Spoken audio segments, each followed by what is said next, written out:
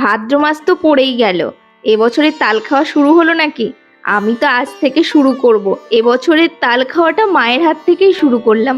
মা আজকের গুলগুলি বানাবে আমাদের জন্য। হ্যাঁ, আপনারা যেটাকে তালের বড়া বলেন সেটাকেই আমরা গুলগুলি বলি।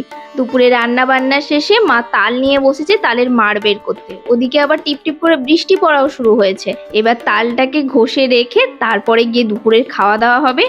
বিকেলবেলা গিয়ে কিন্তু গুলগুলিটা বানানো হবে। মাই ঝুড়ির সাহায্যে মাঠটা বের করে নিয়েছে, তাতে একটু আঁশ থাকবে না। এইবার গুলগুলির জন্য এখানে মা 2 বাটি ময়দা ব্যবহার করছে, সাথে 2 বাটি আটা ব্যবহার করছে। এবার এর সাথে দিয়ে দেবে পরিমাণ মতো চিনি আর দেবে অল্প একটু নুন।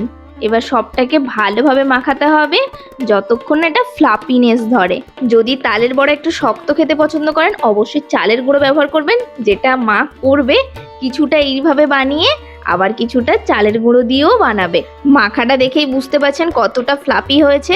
হ্যাঁ, এর জন্য কিন্তু কিছুক্ষণ মেখে রেখে দিতে হবে, তাহলে চিনিটাও গলে যাবে আর এই ফ্লাপিনেসটা অটোমেটিক্যালি চলে আসবে। চিনি থেকে জল ছাড়বে কিন্তু, তাই জল দিয়ে মাখানোর ভুলটা করবেন না, তাহলে কিন্তু ব্যাটার পাতলা হয়ে যাবে। এবার মিডিয়াম টু হাই ফ্লেমে মা বড়াগুলোকে লাল লাল করে ভেজে তুলে নিল। এইবার গিয়ে চালের গুঁড়ো মাখাবে, তাহলে এটা একটু অন্যরকম হবে আর ওটা একটু অন্যরকম হবে।